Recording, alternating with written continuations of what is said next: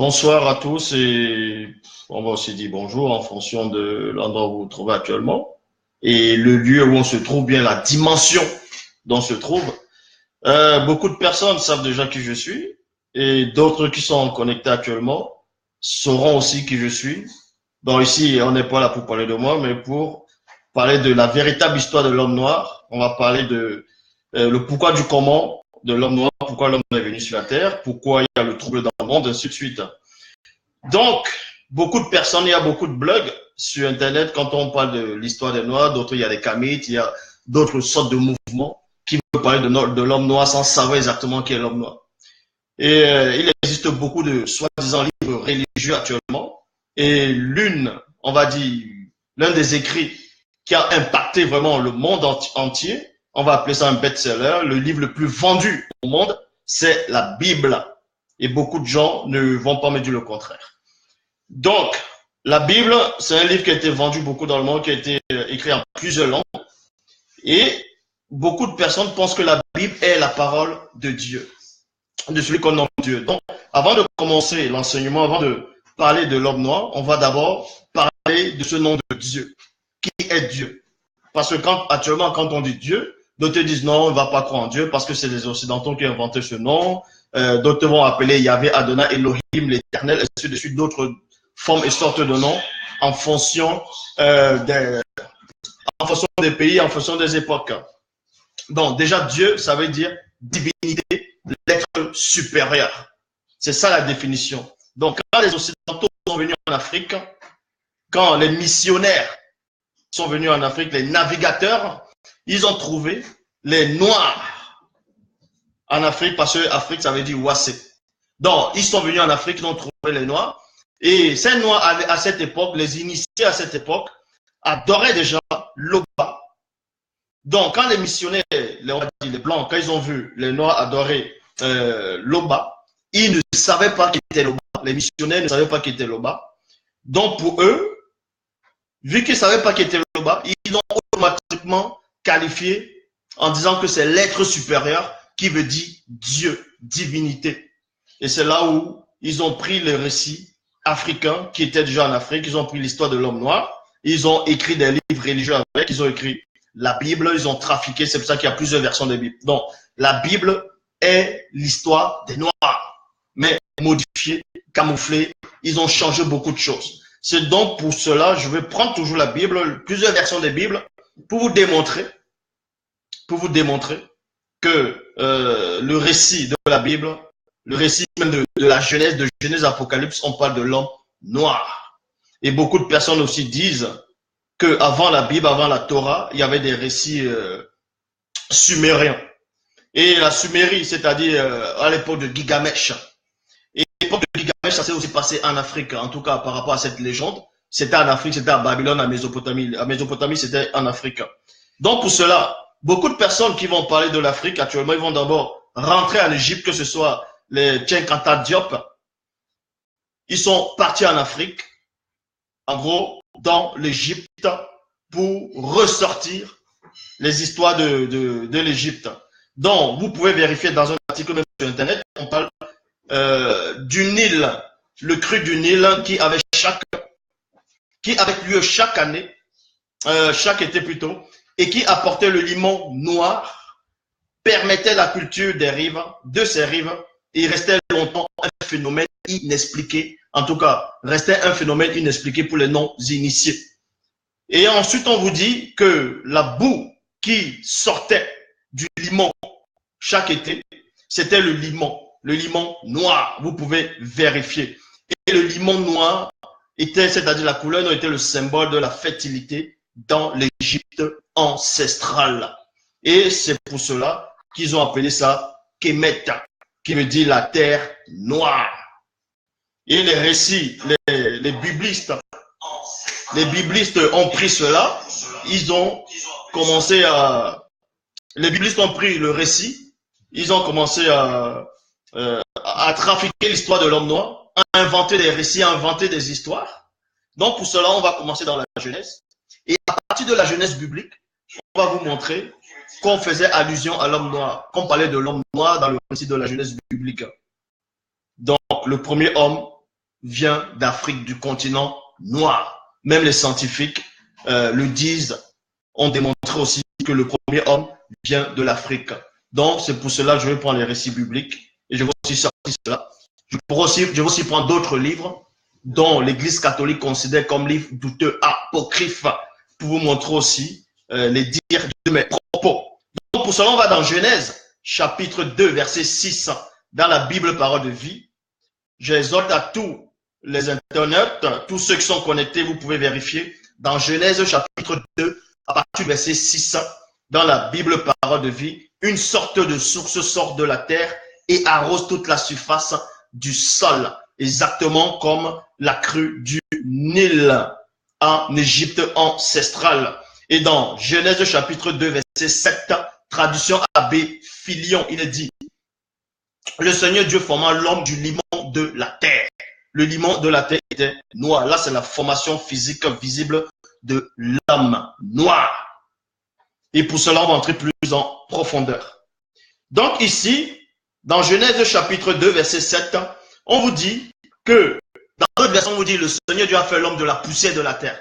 Comment ça, la poussière de la terre? La bonne, en tout cas, l'une des bonnes versions qui était mieux traduite par rapport, je dis bien dans les Bibles classiques actuelles, qui était traduite par rapport à ce passage, c'est dans Genèse chapitre 2, verset 7, traduction Abbé Filion. Il est dit, je répète, le Seigneur Dieu forma l'homme du limon. Bon, d'autres vont dire le Seigneur Dieu. Pourquoi Zoulou, là, tu dis encore le Seigneur, tu dis Dieu, alors que tu as déjà démontré que c'est l'être supérieur, c'est une entité, c'est une divinité, qu'on ne doit pas nommer ces noms-là. Mais et son père qui est Paul dit aussi, ne méprisez pas les prophéties, retenez ce qui est bon. Ce qu'on va retenir ici dans Genèse chapitre 2, verset 7, dans la traduction Abbé Filion, c'est le limon de la terre, dont le premier homme a été fait par le limon de la terre. Et pour cela, dans Genèse chapitre 2, verset 10, traduction Pierre-Robert Olivertan, il est dit, un fleuve sort de cet Éden pour arroser le jardin, et cela, il se sépare en 4 chefs. En 4 chefs, dans d'autres versions, c'est en 4 bras. Donc, ici, on va parler de la Genèse, on va parler de le jardin d'Éden, on va parler des 4 fleuves de l'Éden, pour vous montrer exactement où ça se trouvait, le jardin d'Éden, les 4 fleuves, parce que d'autres vont parler de l'Éphrate, ils vont parler de la Syrie, d'autres vont parler de le Tigre, c'est-à-dire Hiddekel, et ils diront que c'est à Babylone, en Mésopotamie, donc qui veut dire l'Irak actuel, et pourtant c'est complètement faux. Vous savez, cet homme-là, connu sous le nom de Saddam Hussein, lui aussi disait qu'il était le descendant direct de Nebuchadnezzar. Oh, Nebuchadnezzar était noir. Comment ça, Saddam Hussein peut être son descendant direct? On voit bien la couleur, la race qu'il avait. Mais bon, ici, on va aller dans Genèse chapitre 2 au verset 11. Vous pouvez vérifier à tous ceux qui ne sont pas d'accord ou contradicteurs, vous pouvez vérifier. Vous pouvez prendre n'importe quelle version de Bible. Moi, je suis là, je n'ai peur de personne, je n'ai peur de rien. Tout ce que je dis est vrai. Jean 3, 11, nous disons ce que nous savons et l'on rend témoignage de ce qu'on a vu. Donc, dans Genèse chapitre 2 au verset 11, il est dit, le nom de l'un était le Pichon. Pichon. Il entourait tout le pays de Havila. Havila, le sol, au sol gorgé d'or. Donc, vous dit ici que dans le jardin d'Éden, bon, on parle dans le jardin d'Éden, l'Éden, au début de la création, il y avait 4 fleuves qui sortaient. Il y avait un fleuve qui sortait, il se divisait en 4 chefs, donc en 4 bras. On nomme maintenant ces 4 fleuves-là. On va nommer ces 4 fleuves. Le premier est le Pichon, qui entoure tout le pays de Havila. Havila. Et on vous dit, c'est là où c'était la terre natale où se trouvait l'or pur. Havila, c'est qui? Dans l'histoire, on va dire de l'humanité. Normalement, on ne doit pas dire l'humanité parce que c'est l'homme. Mais on va entrer avec ça plus tard. C'était qui Havila dans l'histoire, que ce soit biblique, dans l'histoire des archéologues, ainsi de suite. C'était qui Havila? Parce que le fleuve entourait tout le pays de Havila. Donc, on va donc localiser qui Havila. Mais avant de localiser, on va aller dans Genèse chapitre 2 au verset 13. Traduction King James française qui dit, et le nom de la seconde rivière. Dans d'autres versions, on dit rivière, tandis que d'autres versions, on dit fleuve. Le nom du second fleuve est le Gihon. D'autres vont dire le Guichon. Mais le Gihon, c'est elle qui entoure tout le pays de l'Éthiopie. Donc, on vous dit qu'il y avait un fleuve qui entoure le pays de l'Éthiopie, dont le fleuve se trouvait juste à côté de l'Éthiopie. Et on sait que l'Éthiopie, c'est en Afrique.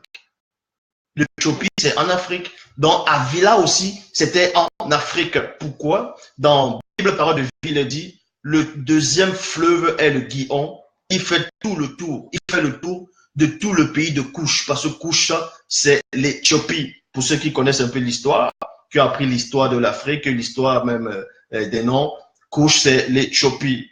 Qui est Avila et qui est Couche ou l'Éthiopie. Donc, on va dans Genèse chapitre 5.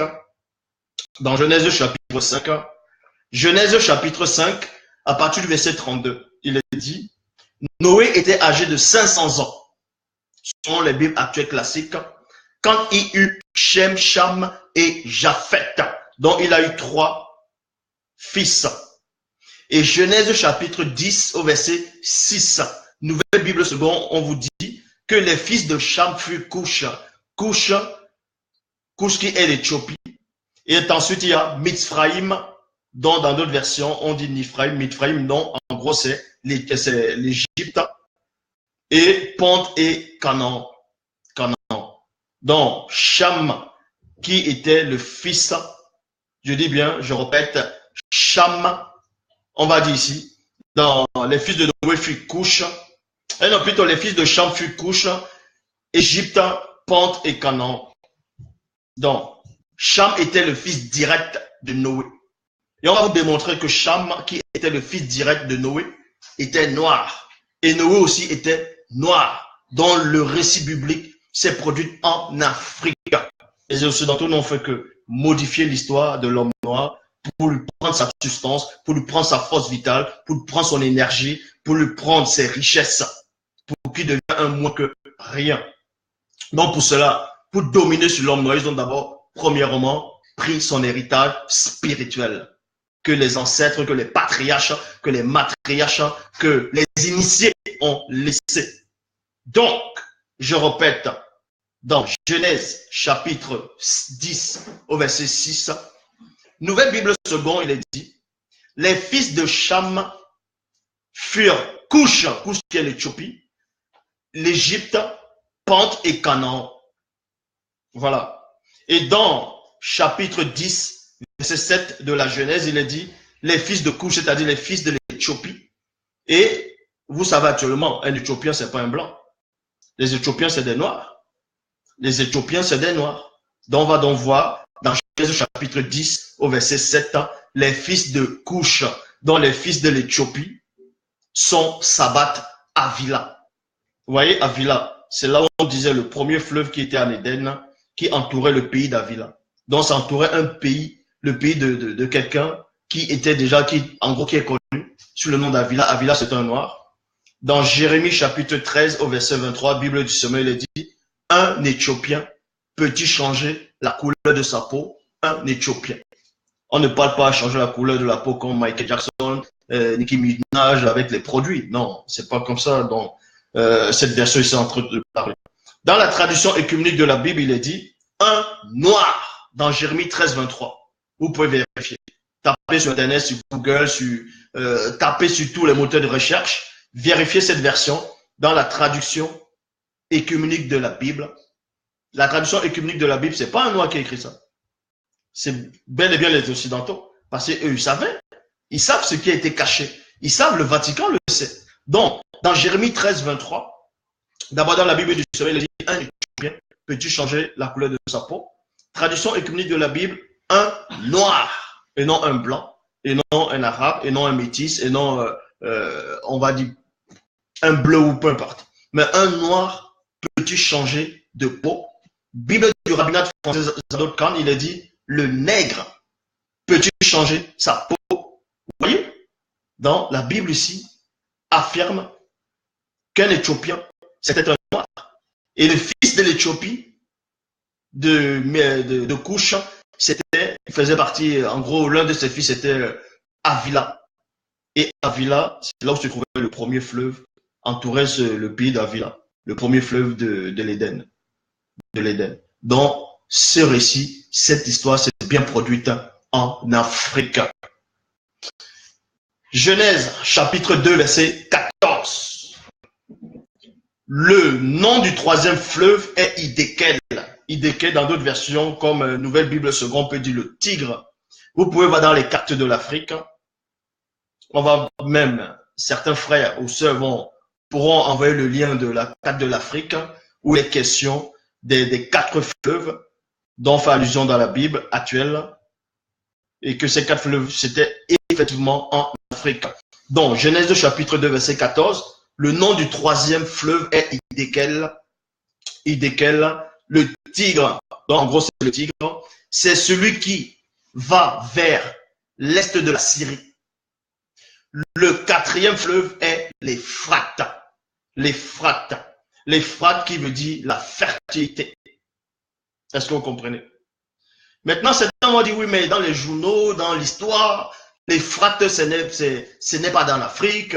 Hiddekel, c'est-à-dire le Tigre, ce n'est pas en Afrique. Mais ici, on va vous montrer historiquement, par rapport aussi à la géographie, et même dans les récits bibliques, pour ceux qui acceptent les récits bibliques, et ceux qui n'acceptent pas les récits bibliques, vous pouvez vérifier par rapport à l'histoire, par rapport à la géographie, par rapport aux cartes de l'Afrique, on va dire, même les cartes de l'Afrique du 12e siècle, vous allez voir, il y a bel et bien des noms que je cite, les noms des 4 fleuves qui se trouvent dans le continent noir, c'est-à-dire Monielé.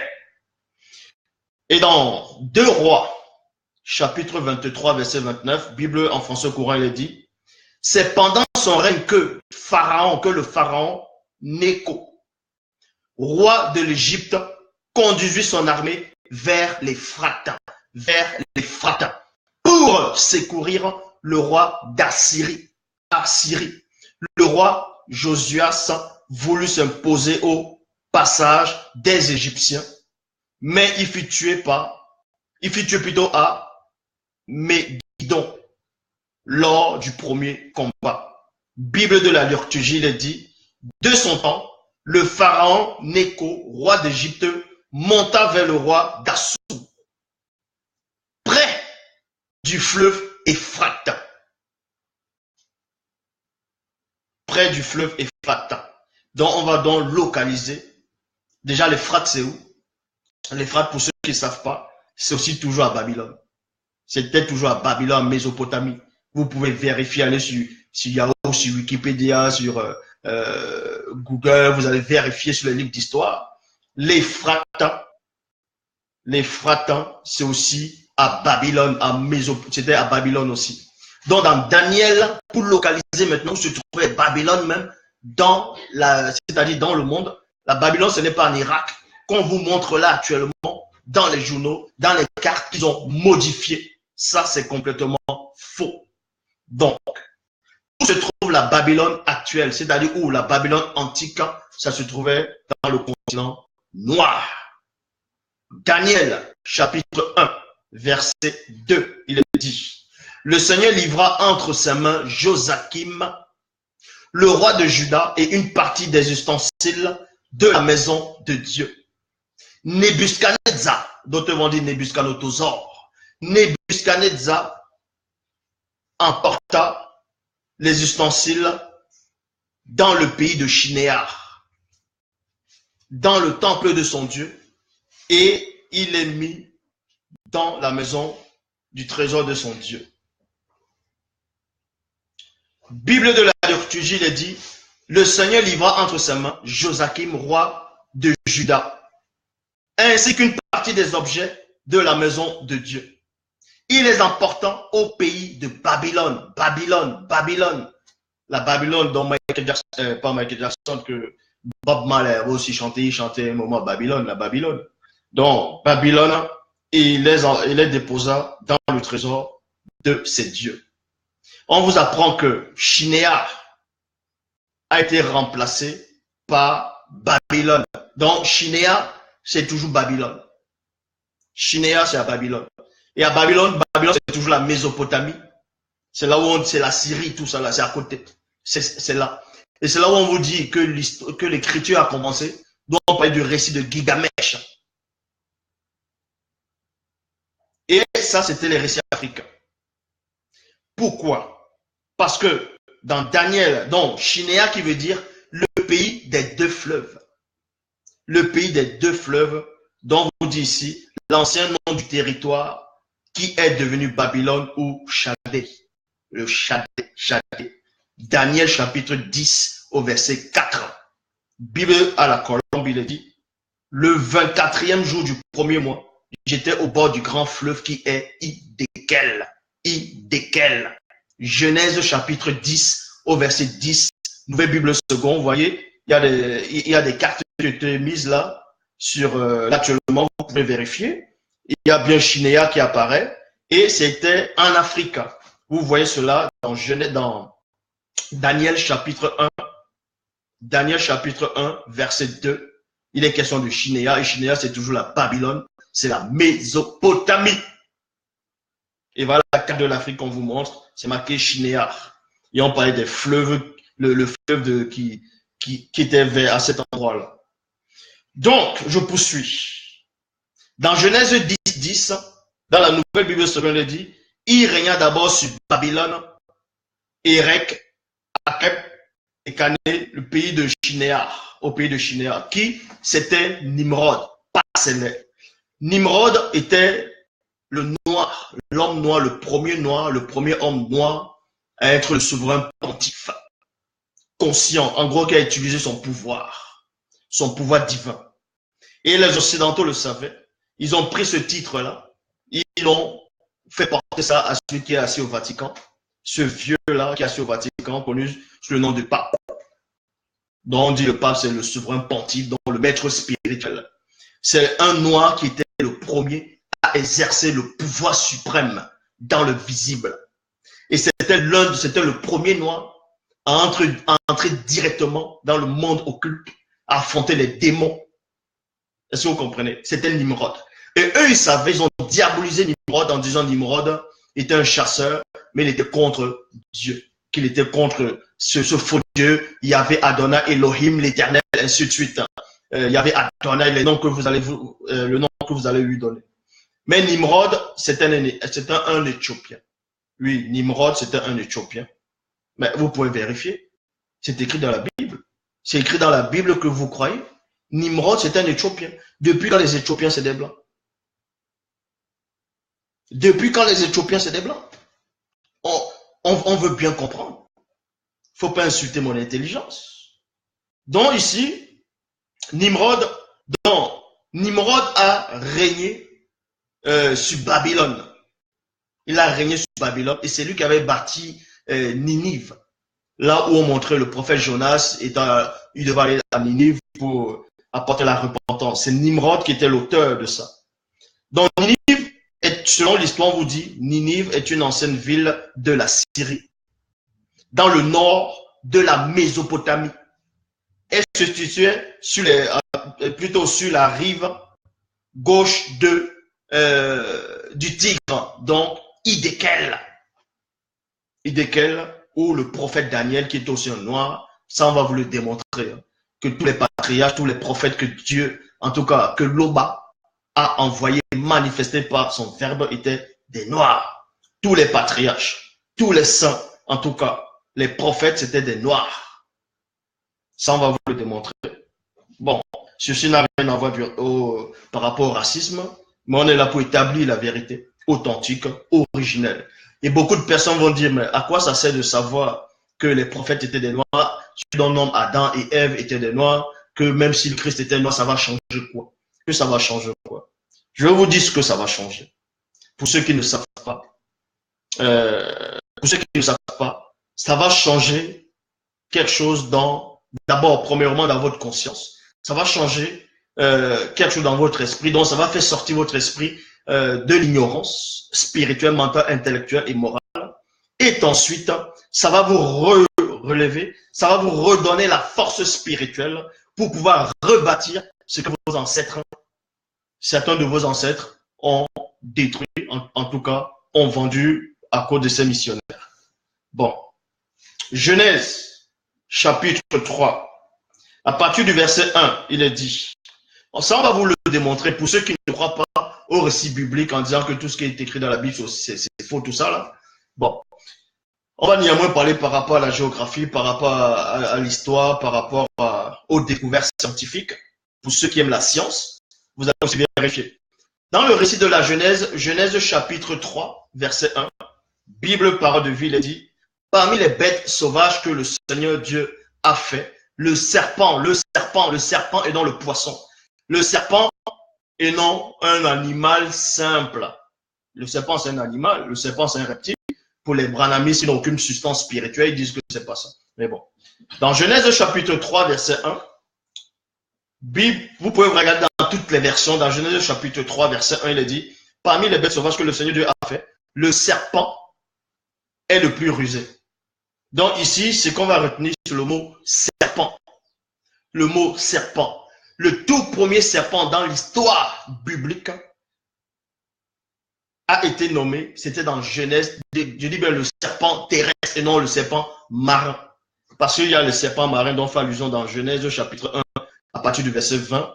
C'était les premiers êtres dans les océans, dans l'océan, et les premiers êtres, c'était les poissons, c'était les monstres marins. Vous pouvez voir ça dans Job chapitre 40, il est question du Béhémonte, dans Sangwangungangado. Le Béhémonte, c'est d'autres l'ont confondu dans l'U seconde 1910 pour l'hippopotame. Et Job 41, il est question du Léviathan, d'autres pensent que c'était le crocodile, qui est le Gungwangando. Mais ici, dans Genèse chapitre 3, verset 1, il est question du serpent terrestre. Le tout premier serpent dont on a fait allusion dans le récit biblique, c'était le serpent, en tout cas le serpent terrestre, c'était dans Genèse chapitre 3, verset 1. Donc ce serpent-là vient d'où? Ce récit-là, c'était où? C'était en Europe. L'Europe n'existait pas à cette époque. C'était en Amérique. L'Amérique n'existait pas. C'était où? En Asie, ça n'existait pas. Tous les autres endroits n'existaient pas. Il n'y avait que l'Afrique qui existait. Le seul continent, c'était l'Afrique noire. Et c'est là où le récit biblique a commencé. Donc, dans l'histoire, vous pouvez aller sur... il peut y avoir il y a des liens, vous pouvez taper des liens. On vous parle du tout premier serpent qu'ils ont découvert terrestre. Je vais lire l'article. Il est dit... Le plus ancien serpent connu est une espèce terrestre. Vous voyez? Le plus ancien serpent connu est une espèce terrestre. Vous voyez, quand on dit espèce terrestre, ça veut dire qu'il y a des espèces qui ne sont pas terrestres. Mais ici, ce qui nous intéresse, c'est le premier serpent terrestre. Le plus ancien serpent connu est une espèce terrestre. L'aparantophis d'Éphraïm, qui vivait dans la région correspondant à l'Afrique du Nord. Et l'Afrique du Nord, c'est où? C'est où l'Afrique du Nord? On n'a pas dit l'Afrique blanche. Le mot Afrique apparaît. Donc, ça se passait toujours en Afrique. Il y a 100 à 150 millions d'années où ils ont découvert, selon les recherches, ils ont conclu que le tout premier serpent terrestre venait d'Afrique. Et selon le récit biblique, le premier serpent terrestre, c'est celui dont on fait allusion, en tout cas le serpent du sol, c'est celui qu'on fait allusion dans Genèse chapitre 3, verset 1. Vous voyez, ça apparaît là, on vous montre les serpents et ces animaux fascinants. Vous pouvez aussi vérifier. Donc, scientifiquement déjà, on me donne raison, on donne même raison à ce que je dis par rapport à mes propos, que le tout premier serpent, en tout cas que ce récit, ça s'est produit en Afrique. Genèse chapitre 3, verset 7. Bible parole de vie, il est dit, quand le premier homme et la première femme ont péché, ceux qu'on appelle Adam et Ève, mais les véritables noms, c'est Moto et Muto. Et c'était des noirs. Est-ce que vous comprenez? Donc, Genèse chapitre 3, verset 7, Bible parole de vie, on vous dit quand ils ont péché, alors les yeux s'ouvrent, maintenant ils voient qu'ils sont nus. Ils voient qu'ils sont nus. Ils attachèrent ensemble des feuilles d'arbres, virgule, et cela leur sert de pagne. Et cela leur sert de pagne. Voici ce qu'il est dit dans le premier homme. Et ça n'a rien à voir avec ce que les témoins de Jéhovah, les adorateurs de démons, vont essayer de dessiner l'Adam biblique. Il est blanc, l'Adam biblique chez le Jéhovah. Il n'a même pas de pagne comme selon le récit de la Bible. Donc, ce récit vous dit ici que quand le premier homme et la première femme dans l'histoire biblique ont péché, ils ont confectionné des feuilles d'arbre. Vous pouvez regarder sur Wikipédia, mais sur d'autres moteurs de recherche, vous pouvez vous renseigner. Les tout premiers pagnes viennent d'Afrique et c'était fait avec des feuilles d'arbre. Vous pouvez vérifier. Donc, les tout premiers pagnes dans l'histoire du monde, dans l'histoire de la création, dans l'histoire de l'humanité, ça a été fait avec des feuilles d'arbre. Et c'est ce que Genèse chapitre 3, verset 7 affirme dans la Bible parole de vie. Alors les yeux s'ouvrent maintenant, ils voient qu'ils sont nus. Ils attachaient ensemble des feuilles d'arbre, vous voyez, bigule, et cela leur sert de pagne. D'où vient le pagne? Les pagnes viennent d'Afrique. Les tout premiers pagnes, c'était pas avec des peaux, c'était pas avec du tissu, c'était avec des feuilles d'arbre. Et même dans la Bible des témoins de Jéhovah, dans Genèse chapitre 3, verset 7, traduction du monde nouveau, le mot pagne apparaît. Bible en français courant, le mot pagne apparaît. Donc, toujours dans Genèse chapitre 4, verset 17, on vous apprend, on vous parle de Caïn. Caïn aussi, c'est un noir. Caïn, on vous dit ici, Caïn s'unit à sa femme, elle devint enceinte et elle met au monde Enoch. Caïn se met à construire une ville. Point. Je m'arrête d'abord dans le point et j'ouvre le point. Donc, il y a un rigolo là, à un moment, quand il était président, je ne vais pas citer son nom, il disait que l'Afrique n'est pas encore entrée dans l'histoire, n'est pas entrée dans l'histoire, soit assez entrée dans l'histoire. L'Afrique, c'est l'histoire. Est-ce que vous comprenez? C'est le berceau de l'humanité. C'est la base de toute civilisation. L'homme noir est la civilisation. Vous voyez, le frère Martin vient de mettre la page, les pagnes dans Wikipédia, le lien de la page des pagnes. Vous pouvez voir d'où l'origine des pagnes, c'était en Afrique. Donc, on vous dit que l'homme noir n'est pas civilisé. L'homme noir est la civilisation. C'est lui qui est la civilisation. Et c'est lui qui apporte la civilisation. On vous dit, parce que quand on vous montre les documentaires en Afrique, parler de l'Afrique, on vous montre les enfants qui sont remplis de poussière, ils ont de la morve qui coule, on montre des maisons en case, des maisons en terre battue. On vous dit que non, c'est ça les Africains, ils viennent à peine sortir, ils étaient des singes, ils sont transformés, l'évolution. Mais s'il y a eu l'évolution, pourquoi il y a encore des singes? Mais bon, on ne va pas parler des singes ici. Mais ici, on va vous dire qu'avant que les Occidentaux, avant que, on va nommer les mots, avant que le blanc n'arrive sur Terre, en Afrique, il y avait déjà des royaumes, des dynasties, des empires, de la haute technologie si avancée, qu'à cette époque, vous ne pouvez même pas concevoir cela avec vos petits cerveaux. Donc, et pour cela, Caïn, déjà, je vous ai démontré que le premier homme biblique était noir, par rapport déjà, le serpent, où le premier serpent se trouvait, et les pagnes, et le limon de la terre, ainsi de suite. Donc, automatiquement, ces enfants aussi seraient noirs, puisque les blancs n'étaient pas encore sur la terre. Et on va vous expliquer comment les blancs sont arrivés sur la terre après. Les autres races sont arrivées après. Ici, on vous dit que Caïn a bâti une ville. Donc, dans Genèse, chapitre 4, verset 17, c'était un noir, Caïn. Donc, Caïn s'est uni à sa femme, elle est devenue enceinte, elle a eu un enfant au monde, on l'a nommé sous le nom de Enoch. Enoch qui veut dire initié. Qui veut dire initié. Donc, Caïn se met à construire une ville. Il y a point, je m'étais arrêté sur le point. Vous savez qu'à l'heure actuelle, déjà même pour construire une maison, il faut voir un architecte, il faut calculer, il faut connaître les plans. Il faut connaître. Il faut aller à l'école pour apprendre on va dire, à compter, à bâtir une ville. Là, c'est même pas une question qu'il a conçu une maison, mais une ville. Ça veut dire qu'il était architecte. C'était mathématicien parce qu'il fallait qu'il compte, il devait connaître toutes ces choses-là. Il était maçon en même temps. Donc, il était déjà avancé. Et on va vous expliquer quel genre de ville Caïn, dont cet homme noir avait bâti. Ça n'a rien à voir avec les gratte-ciel qu'on voit actuellement. Dès qu'il y a un peu un séisme, boum, tout s'écoule. Dès qu'il y a un tremblement de terre, ça s'écoule. Dès que le temps passe, il y a la moisissure, il y a des fissures, ainsi de suite. Non.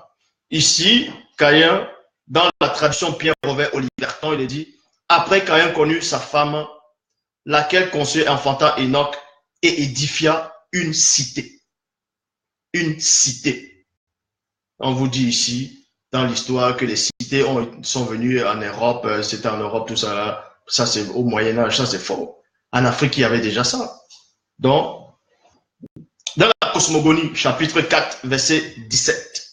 Cosmogonie, chapitre 4, verset 17, traduction Fab Olivet, il est dit, cependant, Caïn connut sa faculté volutive, efficiente, et elle conçut enfantant Enoch, la force centrale et fondatrice. Ensuite, il se mit à édifier un circuit féerique, une enceinte fortifiée.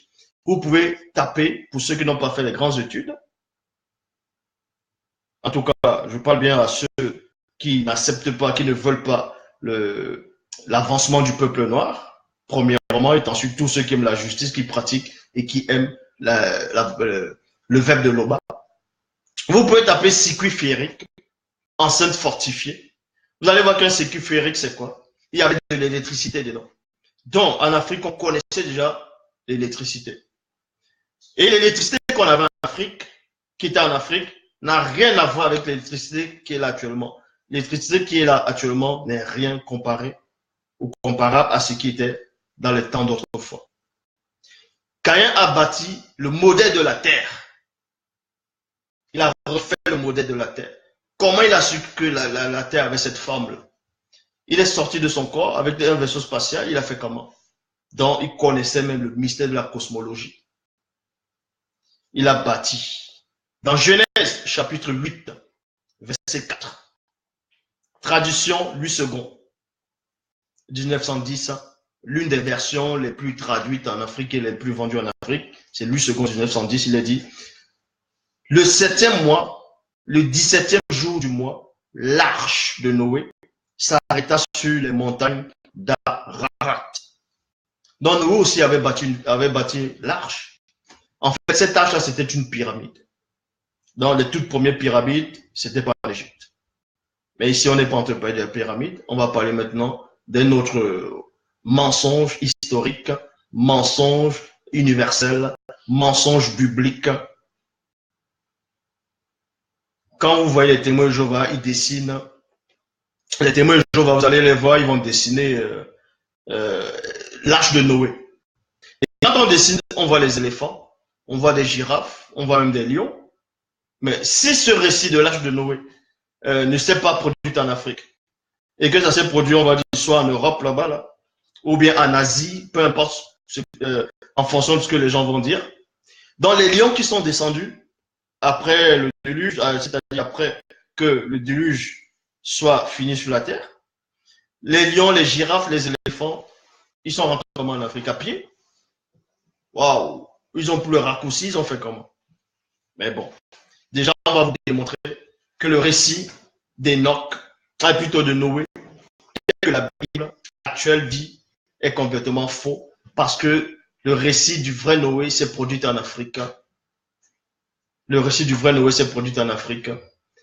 Et les non-initiés, noirs, qui étaient toujours en Afrique, au temps de la Mésopotamie, ils ont pris le vrai récit de Noé, ils ont inventé le récit de Gilgamesh. Ils ont inventé le récit de Gilgamesh. Et les auteurs de la Bible ont pris le récit de Gilgamesh pour inventer le Noé actuel. Donc ici, premièrement, dans Genèse chapitre 8 au verset 4, il est dit, le 7e mois, le 17e jour du mois, l'arche s'arrêta sur les montagnes d'Ararat. Et je dis que c'est faux. Les montagnes d'Ararat se trouvent où actuellement? Montagne d'Ararat, c'est en Turquie. Et la Turquie, c'est en Europe. c'est en Europe. Donc, on vous dit que le récit de Noé, soi-disant, l'âge de Noé s'est arrêté sur le monde, sur là-bas en Europe.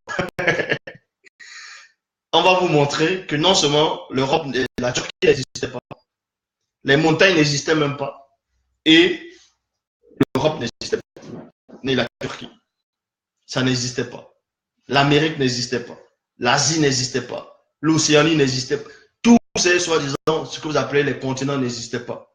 Donc, actuellement, on vous dit qu'il y a 5 continents. Continent africain, européen, américain, asiatique et océanique. Et d'autres disent qu'il y a encore, ils ont trouvé un autre continent aussi. Bon, je vous donne ça cadeau. L'âge de Noé ne pouvait pas s'arrêter sur les montagnes d'Ararat, tout simplement parce que dans Genèse, chapitre 11, verset 8, Bible de l'épée, il est dit, et ils dirent, 2 points, allons, bâtissons-nous une ville et une tour, dans entre parenthèses, pyramide, dont le sommet soit dans les cieux, et faisons-nous une réputation de peur que nous soyons dispersés sur la face de toute la terre. De toute la terre. Bon, pour vous montrer d'abord que l'âge de Noé n'a pas pu s'arrêter sur le montant d'Ararat, on va dans Genèse chapitre 11, verset 8. Genèse chapitre 11, verset 8, dans la Bible de l'épée, il est dit, Jéhovah fracassa en fragments toute la face, et non les faces, mais la face du continent, et non des continents, mais du continent. Et c'était un seul continent. Et ils cessaient d'étendre leur empire. Leur empire. Et leur empire, c'était quoi? C'est dans Genèse chapitre 11, verset 4. C'était une tour de Babel, c'était la pyramide. Mais ici, on ne parle pas de la pyramide, on parle de Genèse chapitre 8. Non, Genèse chapitre 11, verset 8. On vous apprend qu'il n'y avait qu'un seul continent. Et le déluge avait déjà eu lieu bien avant. Dans le déluge, l'âge de Noé ne pouvait pas, que ce soit bibliquement, historiquement, même dans la géographie, s'arrêter en Europe. Vu que dans Genèse chapitre 11, verset 8, on vous apprend qu'il n'y avait qu'un seul continent. Il n'y avait qu'un seul continent. Et le tout premier continent, ce n'est pas l'Europe, ce n'est pas l'Amérique, ce n'est pas l'Océanie, ce n'est pas l'Asie, c'est l'Afrique. Et Genèse chapitre 11, verset 8, je répète, Bible de l'épée, on vous apprend qu'il n'y avait qu'un seul continent avant que le déluge. Non, après le déluge, bien longtemps après le déluge, on vous apprend que c'était un seul continent. Donc, le continent où tous ces événements ont eu lieu, c'était le premier continent, c'était l'Afrique. Jérémie 8.8, c'est bien en vain qu'ils sont mis à l'œuvre la plus mensongère des scribes. Pour cela, on va encore vous donner d'autres indices pour vous montrer que les récits bibliques se sont produits en Afrique. Même l'histoire de du vrai Christ, dont on a copié l'histoire, on a pris des noms, on a changé, on a dit que c'est Jésus-Christ, que c'est le sauveur de l'humanité. Jésus-Christ, c'est qui? Bon. Juge, chapitre 14, au verset 5. Je répète, Juge, 14, 5. Il est dit, Bible pastorale de Marie-de-Sousse. Samson, vous connaissez l'histoire de Samson. Samson, celui qui avait la force surnaturelle, qui était puissant, qui avait tué 1000 Philistins, il était fort. Bref, les Européens, les Occidentaux, tout ça, ils ont pris l'histoire de Samson, ils ont trafiqué l'histoire, ils ont créé Hercule. Oui, Hercule, dont on le nomme aussi Héraclès. Dans Juge chapitre 14, au verset 5, Bible pastorale du Marie-de-Sousse, il est dit, Samson descendit avec son père et sa mère à Timna. Point. Comme ils arrivaient aux vignes, quand on dit vignes, ça veut dire qu'il y a de l'herbe, il y a la verdure. Est-ce que vous comprenez? On n'a pas dit quand ils sont arrivés aux eaux, quand ils sont arrivés au goudron, quand ils sont arrivés à une maison, aux vignes dont il y avait de la verdure. C'était en plein air. Quand ils sont arrivés aux vignes de Timna, oui, tout à coup, un lion. Dans d'autres versions, ils ont dit un lionceau. Mais depuis quand, si c'est un lionceau, Bon, un lion bondit à sa rencontre en rugissant. Donc, le lion a attaqué Samson. Quand Samson était dehors. Et les lions, on les trouve où? En route. Les lions, on les trouve où? Là où il y a la verdure, là où il y a de l'herbe. C'est en Afrique. Ah oui. Vous allez trouver les lions où? En Europe, certes, dans les eaux. Mais ici, dans le récit biblique, il n'est pas question des eaux.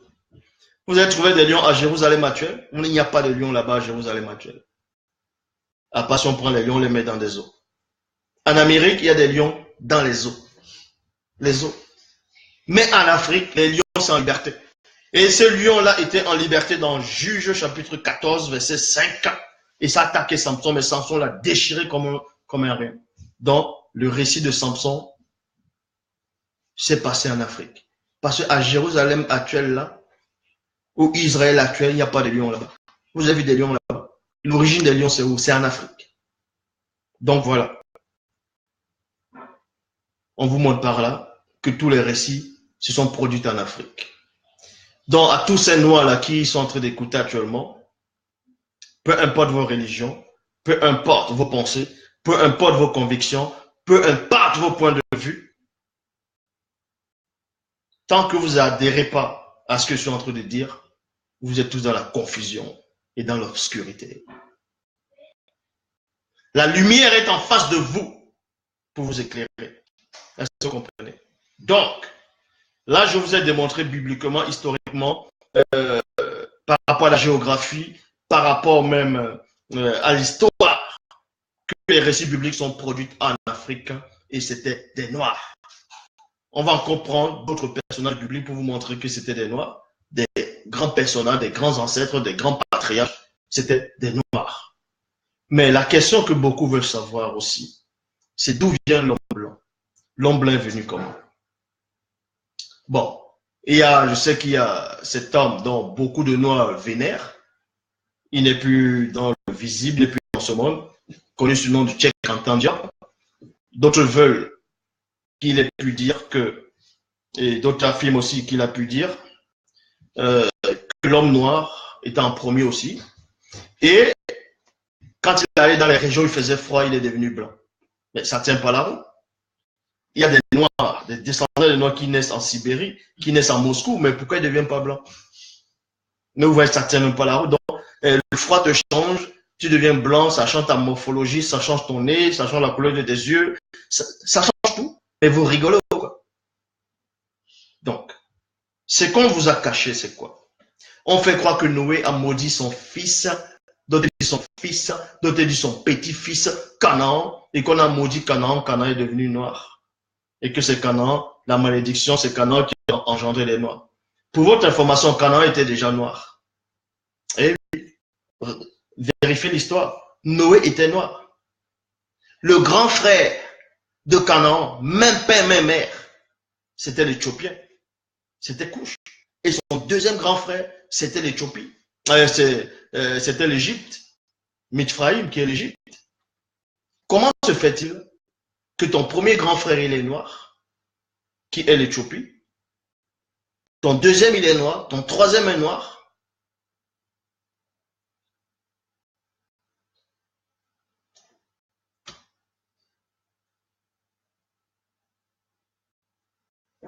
Déjà, pour votre information, Canaan, maudit soit, on dit maudit soit Canaan. Canaan n'était même pas. Qui était Canaan d'abord? Canaan n'était même pas le fils de Noé, directement. Canaan, c'était son petit-fils. Et c'est le fils de Noé qui a mis Canaan au monde. Donc le fils de Noé qui est noir, je l'ai démontré, son enfant était noir. Il ne pouvait pas être blanc. Il ne pouvait pas être basané ou métis. Mais il était noir. Comment se fait-il qu'on va maudire un noir? Et il accouche encore des noirs, on dit que c'est une malédiction parce qu'il a eu des noirs. Mais ça ne tient même pas. Allez bien relire l'histoire. Relisez bien la Bible. Donc je vais vous donner quelques versets. Dans Deutéronome chapitre 23, verset 3. Bible des peuples. Le métis non plus n'entrera pas dans la communauté de Yahvé. même à la 10e génération, il est inclus de la communauté de Yahvé. Donc, si Noé a maudit son petit-fils Canaan, et que Canaan, c'est lui qui a couché les Noirs, ça veut dire que, comment se fait-il que Moïse, dans la Bible, interdise que les métis ne puissent entrer? Les métis ne devaient pas entrer, pourquoi? Parce que Moïse n'était pas blanc. Moïse n'était ni blanc, ni métis. Il était noir. Le Christ était noir. Job était noir. Ça, on va le montrer. Il y a les passages qui l'affirment. Donc, dans Deutéronome 23, il est dit, le métis non plus n'entrera pas dans la communauté de Yahvé. Même à la 10e génération, il est inclus de la communauté de Yahvé. Bible pastorale de Maretsos, il est dit, le métis n'entrera pas non plus dans l'ensemble du Seigneur, même jusqu'à la 10e génération. D'autres personnes maintenant qui n'ont pas de substance, ils vont dire, non, quand on dit métis ici, ça veut dire par rapport à la nationalité. Donc, un Américain blanc va avec une Française blanche, c'est ça qui veut, il donne un enfant, c'est ce qu'on appelle le métissage, c'est faux. Le métissage, c'est par rapport à la race, c'est par rapport à la couleur. Donc, Moïse ici, on vous apprend. Si, bon, admettons un seul instant ici, que Moïse, dans Deutéronome 23, 3, Bible des peuples et Bible pastorale de Marie-Source, il dit que le métis ne doit pas entrer dans la communauté de Dieu. Donc, les métis ne devaient pas entrer. Donc, si le métis ne devait pas entrer, que vous dites que Moïse était blanc, c'est-à-dire que les noirs non plus n'allaient pas entrer. Bon, si on accepte cette théorie-là, qui ne tient même pas la route, vous allez dans Nombre, chapitre 12, à partir du verset 1 à 2, on dit que Aaron et Myriam, c'est-à-dire les frères, même père, même mère de Moïse, ont murmuré contre Moïse parce que Moïse a pris une femme éthiopienne. Les Éthiopiens, c'est quoi? Jérémie 13, 23, c'était des Noirs. Donc Moïse, dans Deutéronome 23, 3, Bible des peuples, Bible pastorale de Marie-Source, il refuse catégoriquement, selon la loi qu'il a reçue, de ce Yahvé, que les métis ne doivent pas entrer dans la commune, dans le peuple de Dieu. Les métis. Et dans d'autres versions, on dit une union interdite. Donc si les métis n'entrent pas, les noirs n'entrent pas non plus. Donc Moïse, maintenant, il va violer la loi en se mariant avec une noire. Dans Nombre 12, verset 1 à 2. Donc vous voyez que Moïse était noir. Moïse était noir. Donc, dans Genèse chapitre 6, au verset 1, il est dit, quand les hommes commençaient à se multiplier sur la face de la terre, et que des filles naguient, virgule, Genèse chapitre 6, verset 2, il est dit, Bible en français courant, les habitants du ciel. Les habitants du ciel contestaient plutôt que ces filles étaient belles, jolies, et ils en choisissent pour les épouser. Donc, on vous apprend ici, à une période où le continent noir commençait à se remplir des noirs, il y a ce qu'on appelle les anges déchus, les vrais noms, c'est les Namuloloma Mungulane.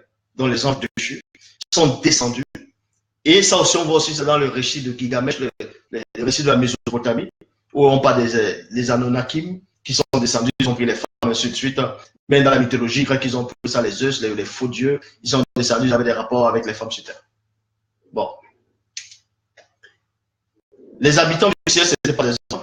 Parce que d'autres qui disent que les habitants du ciel, c'était les enfants du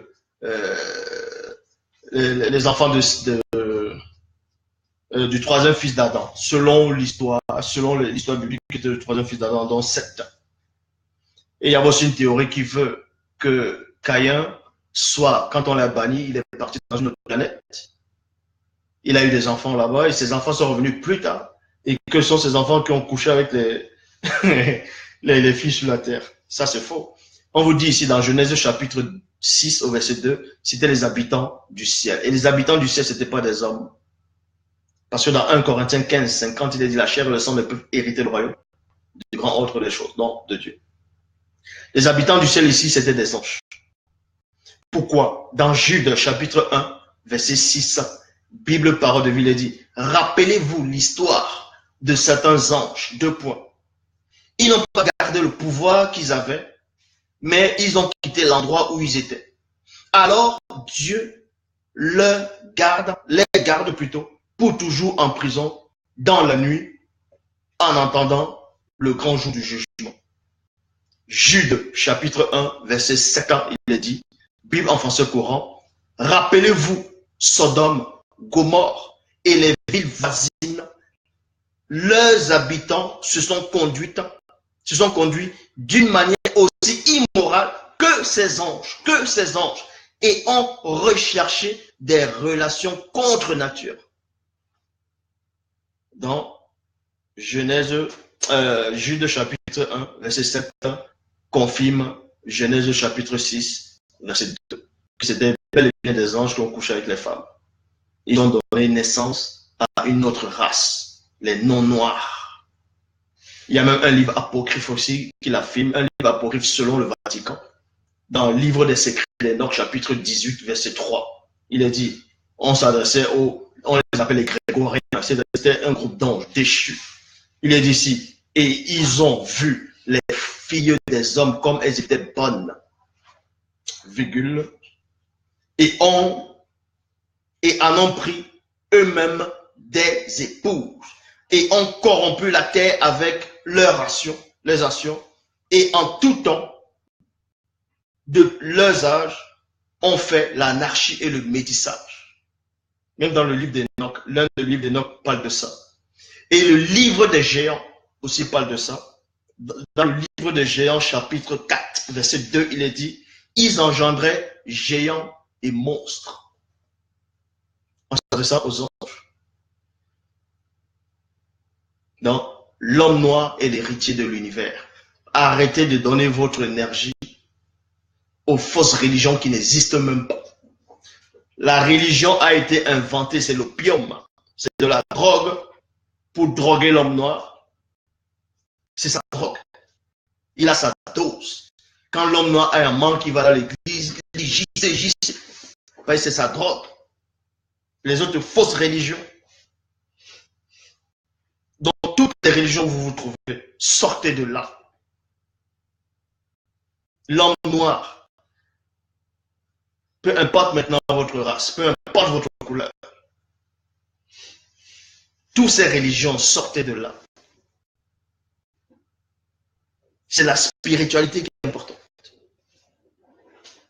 Est-ce que vous comprenez? Donc, dans Job 30, 30, on vous donne la révélation ici en parlant de la couleur. Dans Job 30, 30, vous allez lire dans Job 30, 30, on dit ma peau devient noire, ça se dessèche, ça tombe, tout ça. Mais je vous donne la bonne version, en tout cas par rapport à ça. Dans Job 30, 30, Bible du rabbinat français Jadot, quand il est dit ma peau, virgule, toute noircie, virgule, il n'est pas dit ici que sa peau est en train d'être noire. Mais il affirme ici que sa peau, elle est noire. Non pas à cause de la blessure, des ulcères, mais sa peau, elle est noire. Parce que c'est un noir qui parlait ici, là, dans Job 30, 30. Ma peau, virgule, toute noircie, virgule, se détache de moi. Et mes os sont brûlés par le feu de la fièvre. Point. Maintenant, quand on dessine le Christ, beaucoup de personnes ont fêté ce qu'ils appellent Noël, ils disent Papa Noël, quand il descend du ciel. Bon. Le Christ était noir. Ça dérange les gens. D'autres gens ont dit, oui, mais c'est écrit, je vais vous montrer où c'est écrit. Et c'est là que vous allez comprendre pourquoi la spiritualité est une question de race. Oui, c'est pas du racisme. Quand c'est noir, on dit que c'est noir. La spiritualité est une question de race. Pourquoi? Parce que le Christ est noir. Dans Jean chapitre 1, verset 11, elle est venue chez les siens. Il est venu chez les siens. Celui qui était le Verbe de l'Oba est venu chez lui. Quand vous lisez dans Daniel, chapitre 7, parce que beaucoup de gens oui, mais comment si Christ est noir, si les blancs, ça change quoi? Si les blancs, si les noirs, ça change quoi? Ça change tout de dire qu'il n'est pas noir. Ça change tout. Parce que tu as envie de le modifier. Avant que le Christ ne descende sur la terre, selon la Bible, on avait déjà donné sa description. Et c'est la description d'un noir qu'on voit.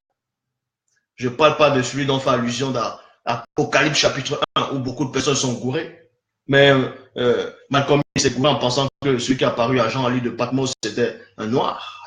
Que c'était le Christ, c'était pas lui.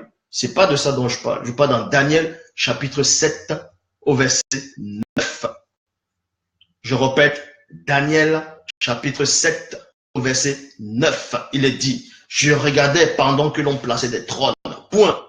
Et l'ancien des jours s'assit. Les témoins de Jéhovah disent que l'ancien des jours, c'est Jéhovah, que c'est Dieu. Bon, admettons même un seul instant que l'ancien des jours soit ce Dieu-là, soit Jéhovah, soit le Créateur. Regardez dans la description de soi-disant de ce Créateur dont ils disent que c'est Jéhovah. Mais ici, on sait la description selon la Bible actuelle de Christ, avant qu'il descende. Daniel chapitre 7 au verset 9. Je regardais pendant que l'on plaçait des trônes. Point. Et l'ancien des jours s'assit. Point. Son vêtement était blanc comme la neige et les cheveux de sa tête. Les cheveux de sa tête étaient comme de la laine pure. La laine pure, c'est quoi? C'est les poils du mouton, pour ceux qui ne savent pas. Et la laine pure ici, ça veut dire pure, ça n'a pas encore été travaillé. Et quand vous voyez le mouton, la laine pure, les poils du mouton, c'est les poils crépus. Donc, on donne la description ici d'un noir, de quelqu'un qui a des cheveux crépus. Mais quand on dessine ce JC, il n'a pas de cheveux crépus, il a de longs cheveux comme une femme. Bon, si Christ, si ce faux JC, on peut dire que c'est lui qui est le sauveur de l'humanité, c'est lui qui est Dieu, mais dans la même Bible, il est dit quoi? Il est l'image du Dieu invisible. Donc, s'il est l'image de Jéhovah, c'est-à-dire de Dieu dont les témoins de Jéhovah pensent que c'est lui dont on fait allusion en tant que l'ancien de jour, mais identiquement, il doit aussi avoir les cheveux crépus, parce que l'image, c'est une image spirituelle. Dans Daniel chapitre 7, au verset 9, c'est la description de Christ selon la Bible. C'est quelqu'un avec des cheveux crépus. Qui c'est qui a les cheveux crépus sur la terre? C'est les noirs. Et quand on décrit les anges, c'est les noirs qu'on voit. Bon. Et c'est là que vous allez voir la supercherie de ce faux JC-là, de ce Jésus-Christ-là, dont on fait allusion. Beaucoup de gens disent que Zula est contre Jésus, Zula est contre Dieu. Il est en train d'envoyer beaucoup de gens en enfer. Quel enfer? Vous êtes allé en enfer, vous êtes revenu. Vous avez déjà vu ce n'importe quoi. Donc, déjà, la supercherie, le mensonge. En gros, ils ont pris l'histoire du vrai Christ qui était noir. Ils ont apporté ce qu'on appelle la christocentrisme. C'est quoi la christocentrisme? C'est centrer Christ sur tous les récits bibliques, en gros, sur tous les événements majeurs de l'histoire de l'écriture. C'est ce qu'on appelle la christocentrisme. Donc, on a centré sur toutes les prophéties. Et on va vous montrer une petite particule de la christocentrisme et je vais vous montrer la contradiction. Dans Matthieu chapitre 2, verset 14, il est dit, Joseph se leva, prit de nuit le petit enfant et sa mère et se retira en Égypte. Point. Que Joseph s'est retiré en Égypte avec Marie et le petit enfant donc qui est Jésus. Et dans le verset 15 de Matthieu 2, il est dit, il resta jusqu'à la mort d'Hérode, afin que s'accomplisse ce que le Seigneur avait annoncé par le prophète. 2 points. J'ai appelé mon fils hors d'Égypte. Donc, parce que moi, j'aime la racine, j'aime la souche, j'aime les précisions. On va donc aller où la prophétie s'est réalisée. On va donc aller voir le prophète en question qui avait soi-disant prophétisé ça. Dans Osée, chapitre 11, verset 1. il est dit, Bible de la liturgie, oui, virgule, j'ai aimé Israël dès son enfance, virgule, et pour le faire sortir d'Égypte, j'ai appelé mon fils. Point. Verset 2 d'Osée 11. Bible de la liturgie toujours. Quand je l'ai appelé, virgule, il s'est éloigné pour sacrifier au Baal et brûler les offrandes aux idoles. Donc, dans Osée chapitre 11, verset 1 à 2, dit que le petit-fils, le fils qui allait en Égypte, c'était Israël. Et quand on l'a fait sortir d'Égypte, il est allé adorer les idoles, il est allé adorer Baal. Montre-moi donc dans la Bible actuelle où ce soit disons JC, quand il est sorti de l'Égypte, dans Matthieu chapitre 2, verset 15, elle adorait Baal après.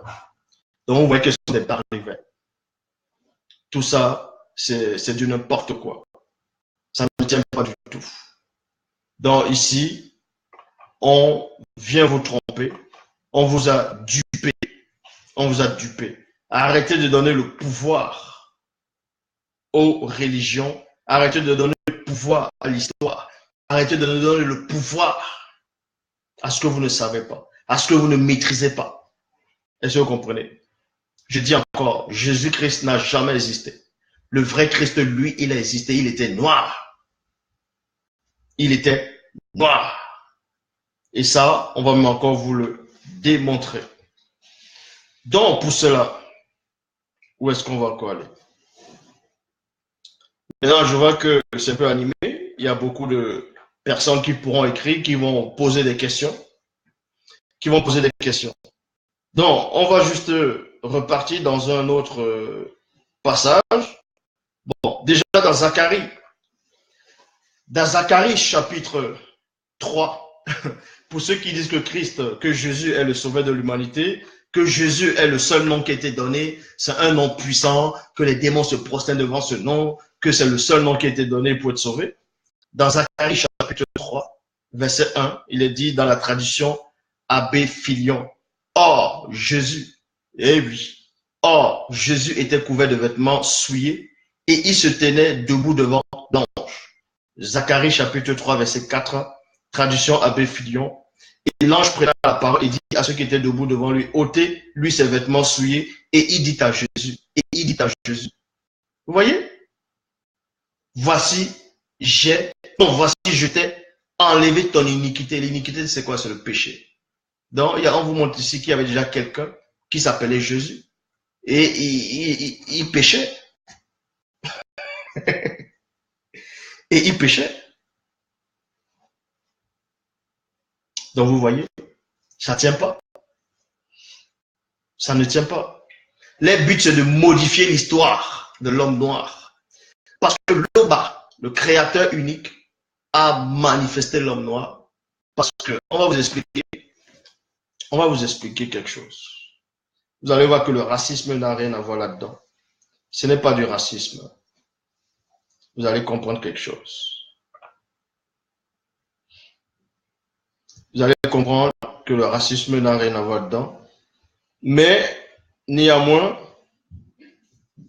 on va aller dans un passage, dans Matthieu, on va toujours aller dans Matthieu, pour les adeptes de JC, les adeptes de la christocentrisme, les adeptes de Mama Kato, les adeptes de l'église babylonienne, donc en gros, l'église que vous voyez continuellement. Donc pour cela, on va prendre un petit récit dans Matthieu chapitre 2. On va aller dans Matthieu chapitre 2. Bible de la liturgie, il dit, Jésus était né à Bethléem, en Judée, au temps du roi Hérode le Grand. Au temps du roi Hérode le Grand. Point. Or, voici que les mages venus d'Orient arrivaient à Jérusalem. Donc, vous dit que ce Jésus-là, votre faux Jésus que beaucoup ont accepté, est né au temps du roi Hérode. Donc, ça veut dire le moment où Hérode était vivant, Jésus était né à cette époque-là. Donc, et dans le verset 2, Je vais dans le verset 2, on vous dit, le verset 2 dit ceci.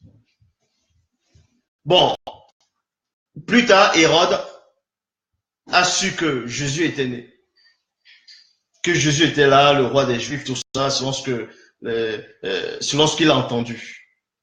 Donc, Hérode savait que Jésus était là. Il voulait faire périr ce Jésus. Il voulait faire périr Jésus. Donc, votre sauveur. Il voulait faire périr le sauveur de beaucoup de personnes. Mais, par rapport à l'histoire, on va vérifier par rapport à l'histoire, on va voir si Hérode le Grand a existé. Et s'il a existé, on va donc voir si on fait allusion à ce Jésus. En quel moment Hérode a existé?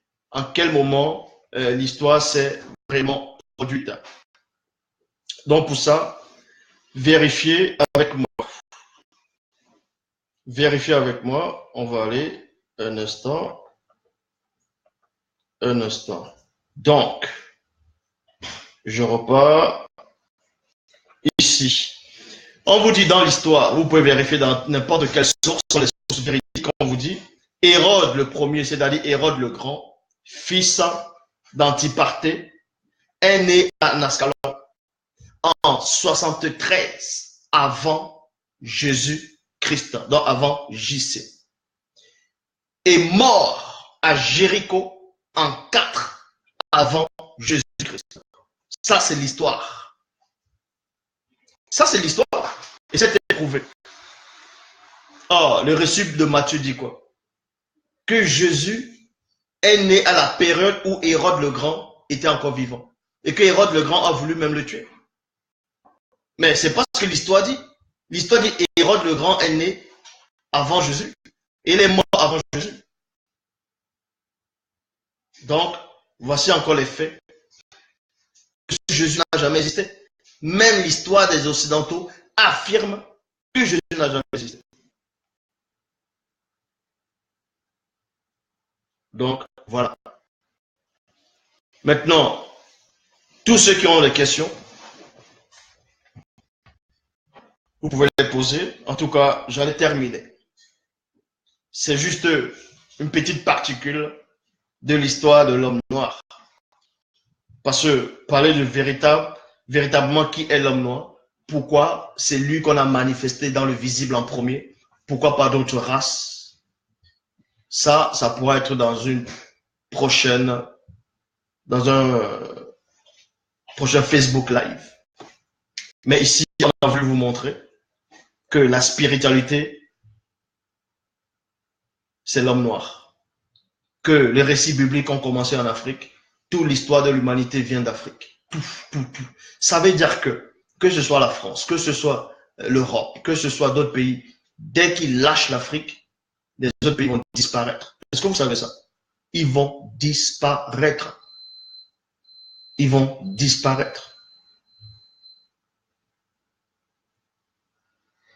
Donc, l'homme noir, réveille-toi de ton sommeil.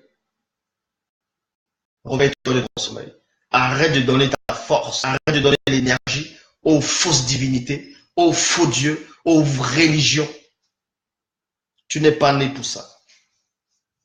Tu n'es pas venu pour ça. Tu as oublié qui tu es réellement. Tu ne sais plus qui tu es. Tu es en train de tâtonner.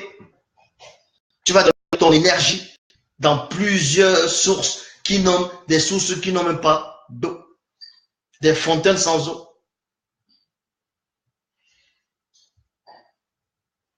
La source est en face de toi. Et toi qui me regardes, tu le sais. Même si toi, ça te pique, tu sais que la libération, elle est là. Pour que l'homme noir se réveille, il faut qu'il se réveille d'abord spirituellement. Parce qu'on vous a pris dans le spirituel. On a inventé des récits, on a inventé des histoires. Pourquoi l'Afrique reste toujours dans cet état-là? Parce que vous ne vous réveillez pas spirituellement. Réveillez-vous spirituellement et vous allez voir ce qui va se passer.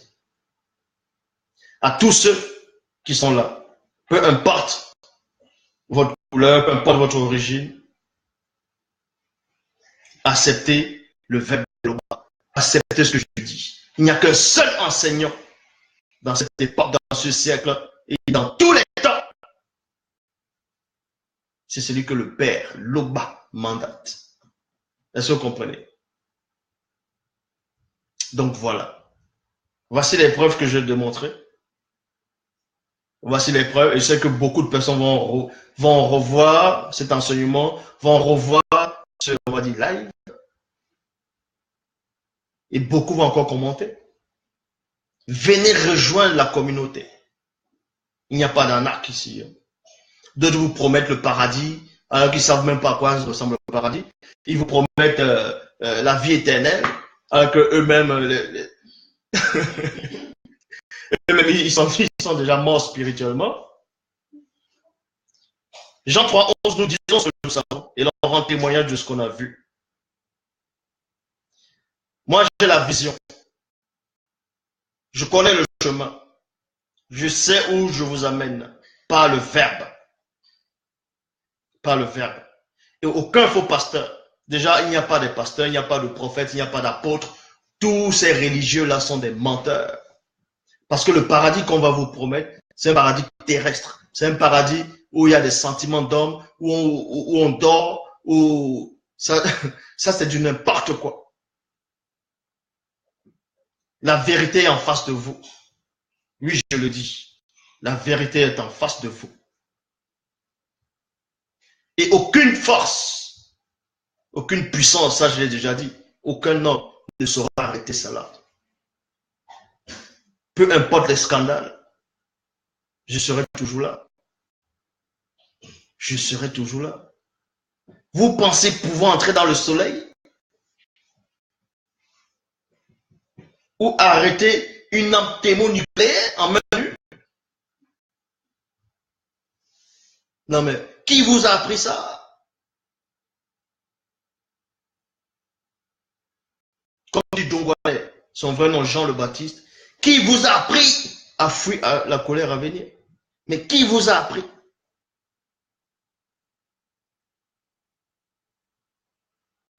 Qu'on peut aller au-delà de celui qui est en face de vous là. Mais qui vous a chuchoté ça à l'oreille? Qui vous a dit ça? Satan? Satan sait qui je suis. Donc, réveillez-vous, partagez cette vidéo-là.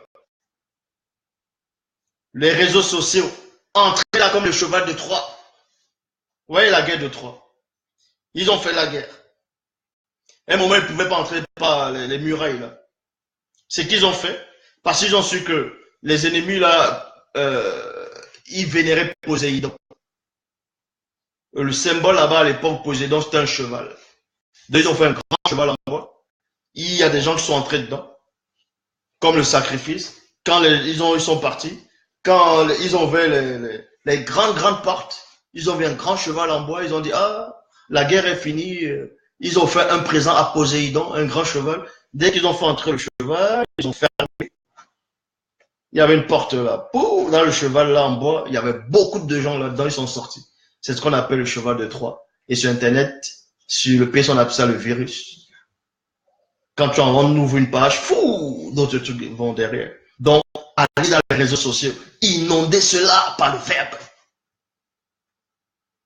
Ne les laissez plus respirer.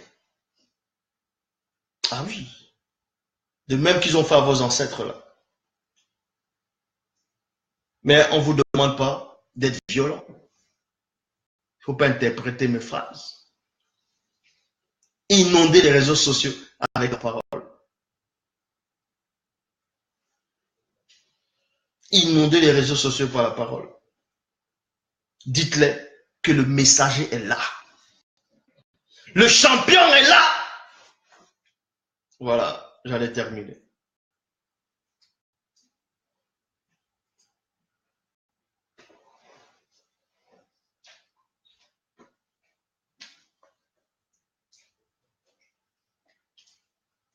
Donc,